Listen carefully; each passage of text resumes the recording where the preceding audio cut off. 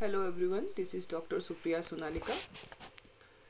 आज के इस क्लास में आप सभी का स्वागत है। आज का हमारा जो क्लास है वो पीजी सेमेस्टर 3 के स्टूडेंट्स के लिए है।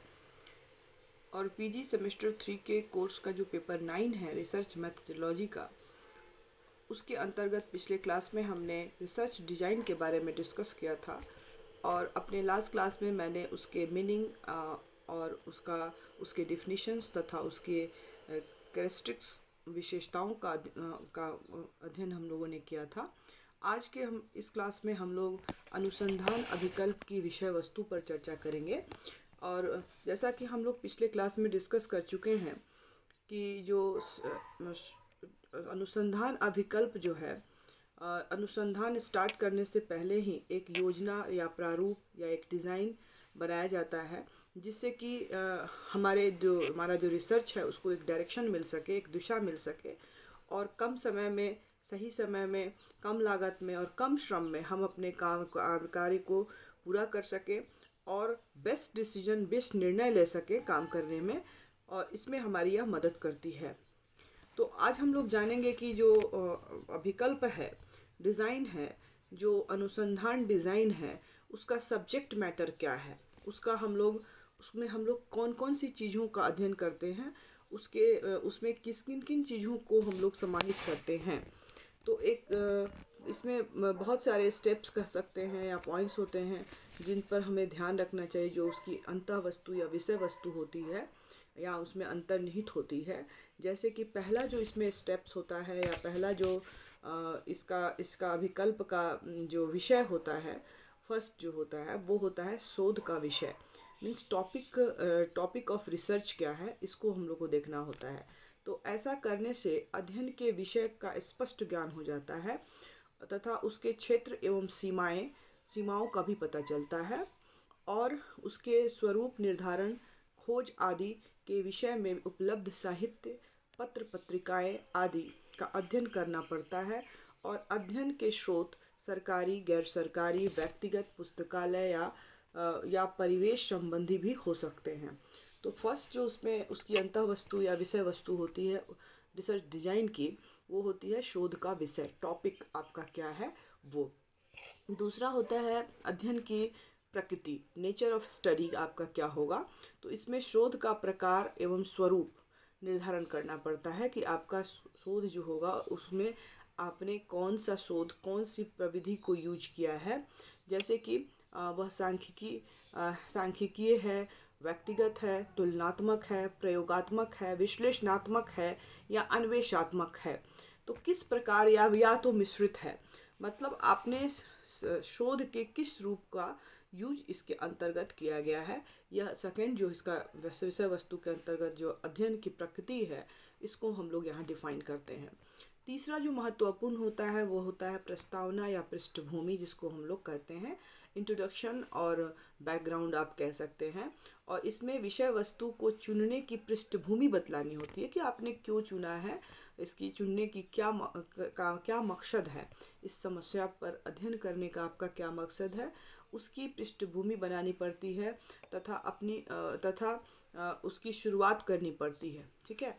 और इसमें पता चलता है कि शोधक को उक्त विषय में रुचि किस प्रकार उत्पन्न हुई आपको इस विषय से संबंध में, तथा समस्या का स्वरूप एवं स्थिति क्या थी, और अब तक उस समस्या का किसने तथा किन परिणामों को प्राप्त एवं अध्ययन किया गया है, ये भी आपको बताना होता है। और उसमें क्या कमियां एवं त्रुटियां रही हैं, उसको अब दूर किया जाना किस प्रकार संभव और वांछनीय है, इन सब बातों की पृष्ठभूमि एक लिखनी पड़ती है, उसका इंट्रोडक्शन एक लिखना पड़ता है। तो ये तीसरा इसका जो है विषय वस्तु के अंतर्गत आता है। चौथा जो स्टेप्स कहिए आता है वो होता है कि अध्ययन का सामाजिक, सांस्कृतिक, राजनीतिक या भौगोलिक संदर्भ क्या है, उसके बारे में हम लोगों को देखना है कि social, cultural, political and geographical जो कंटेस्ट है उसका स्टडी का कंटेस्ट क्या है, उसके बारे में हमें बताना पड़ता है। तो इसमें शोधक यह स्पष्ट करता है कि वह किस प्रकार के समाज एवं संस्कृति के पर्यावरण में रह रहा है, तथा उसके प्रमुख मूल्य, परंपराएं, मान्यताएं आदि क्या हैं। और इसमें स्थानीय मानक, रीति रिवाज, परिपाटियाँ आदि भी आ जाती हैं। और इसके संदर्भ में राजनीतिक व्यवस्था, व्यवहार एवं मूल्य का भी उल्लेख किया जाता है, कर दिया जाता है। भौगोलिक संदर्भ में मानव व्यवहार को प्रभावित करने वाले तथ्य, स्थिति, जलवायु, प्रकृति, उत्पादन आदि आदि आते हैं। और यदि संभव हो तो आर्थिक परिवेश का भी परिचय दे दिया जाना चाहिए। और राजनीतिक शोध को सामाजिक, सांस्कृतिक, आर्थिक और औद्योगिक आयामों में समायोजित करने का प्रयास करना चाहिए। और तो ये हमारा चौथा उसका जो विषय वस्तु है वह है। पांचवा जो विषय वस्तु होता है किसी भी अभिकल्प का, अनुसंधान अभिकल्प का, वो होता है उद्देश्य, जिसको हम लोग इंग्लिश में ऑब्जेक्टिव कहते हैं। तो इसमें अनुसंधानकर्ता या जो अन्वेषक है वो अपना उद्देश्य बताता है कि आपका पर्पस क्या है, आपका उद्देश्य क्या है ये रिसर्च को करने का, आपका उपलक्ष्य क्या है, आपका अपना लक्ष्य बताना पड़ता है इसके अंतर्गत। अर्थात प्रमुख एवं सहायक उद्देश्यों का उल्लेख करना पड़ता है। और ये प्रायः 4 से 5 वाक्यों में स्पष्ट करना होता है, बहुत लेंदी नहीं लिखना होता है, 4-5 सेंटेंसेस में इसको लिखना होता है। इसके बाद आता है काल का निर्देशन।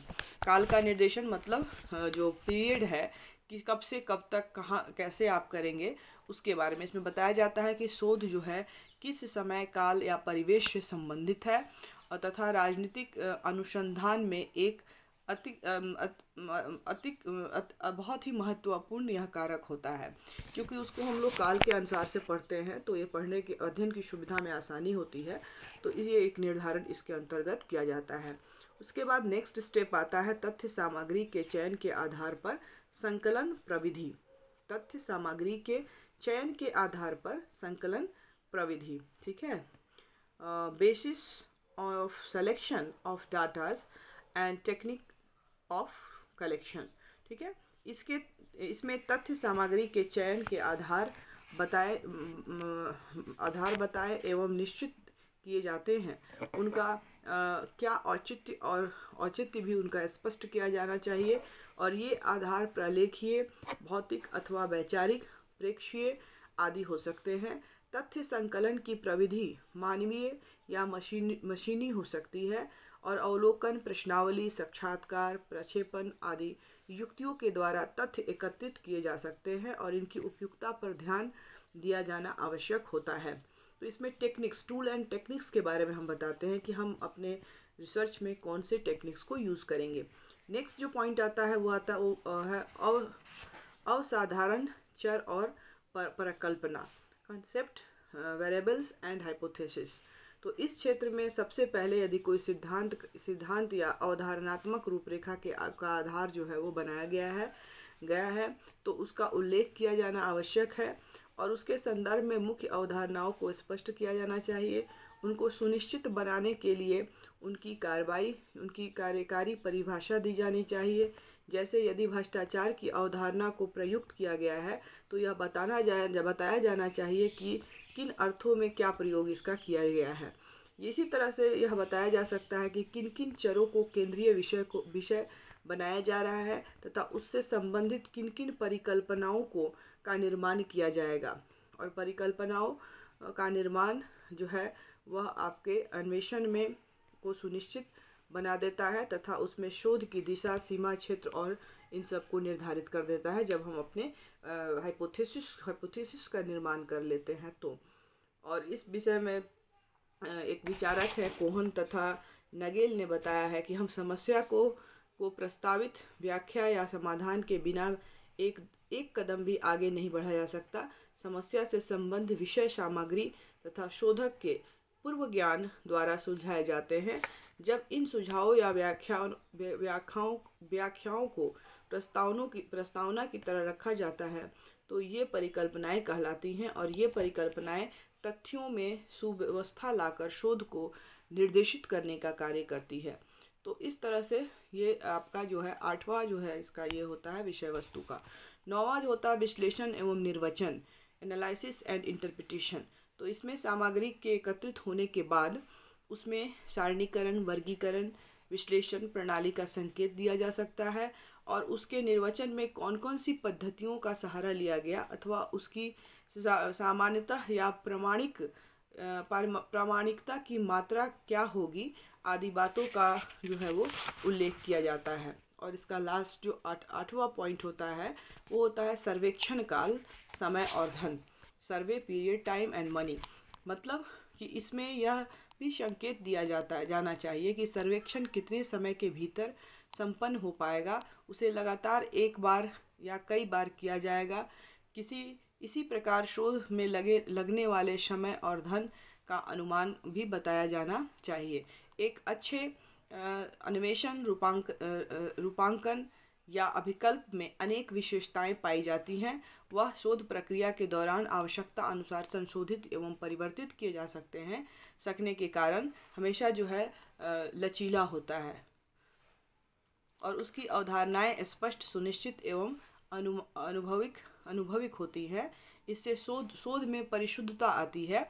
दूसरे शब्दों में शोध को अभिनीतियों तथा पूर्वाग्रहों से बचाने का पूर्व प्रबंध कर लिया जाता है और ऐसा करने से उसमें विश्वसनीयता बढ़ जाती है। शोध अभिकल्प सभी उपलब्ध सामग्री, साधनों एवं स्रोतों का अध्ययन करने के पश्चात ही बनाई जाती है और उसको सभी संबद्ध पक्षों से जोड़ने का प्रयास किया जाता है। किंतु ऐसा करते समय अन्य विषयों या अनुशासनों से सामग्री यथावत ग्रहण नहीं की जाती।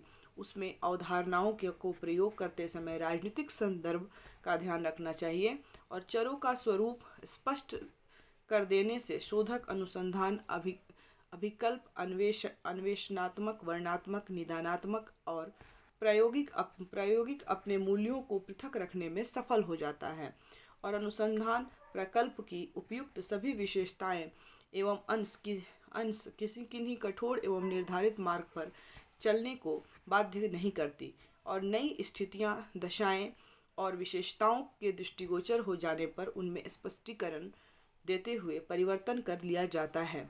वस्तुतः राजनीतिक विषयक अनुसंधान प्रकल्प में ऐसा करना आवश्यक होता है। तो ये जो अनुसंधान था उसकी विषय वस्तु थी कि अब जो अनुसंधान अभिकल्प है उसकी विषय वस्तु क्या थी। तो मैंने आपको इसमें 10 जो है पॉइंट्स थे।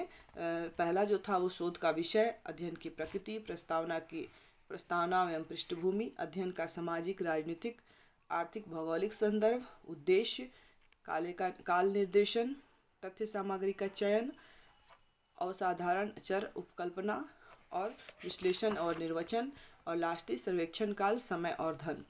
तो ये इसके अंतः वस्तु हैं या विषय वस्तु हैं शोध अभिकल्प के। अब इसके जो चरण होते हैं, शोध अभिकल्प के जो चरण हैं, स्टेप्स हैं, जनरली जो है इसके 5 मुख्य चरण होते हैं। पहला जो है अनुसंधान समस्या का स्पष्ट एवं विस्तृत ज्ञान अनुसंधानकर्ता को होना चाहिए। दूसरा है कि अनुसंधानकर्ता को इस अध्ययन से विशिष्ट उद्देश्य की स्पष्ट जानकारी होनी चाहिए। तीसरा है अनुसंधानकर्ता को उन ढंगों एवं कार्यविधियों का स्पष्ट एवं विस्तृत जानकारी होना चाहिए जिनका प्रयोग करते हुए अनुसंधान के लिए आवश्यक आंकड़े को संग्रह करने के मार्ग में आने वाली विभिन्न समस्याओं का समाधान किया जा सके। चौथा, आंकड़ों के विश्लेषण के लिए उपयुक्त योजना का प्राप्त होना आवश्यक है। और पांचवा, आंकड़ों के संग्रह के लिए विस्तृत एवं सुनियोजित योजना का उपलब्ध होना आवश्यक है। और इस प्रकार जो है अनुसंधान की रचना करते समय अनेक चरण से गुजरना पड़ता है और एक प्रकार से ये चरण अनुसंधान के लिए अनिवार्य हैं और इन चरणों की सहायता से ही हम अनुसंधान अभिकल्प निर्माण कर सकते हैं।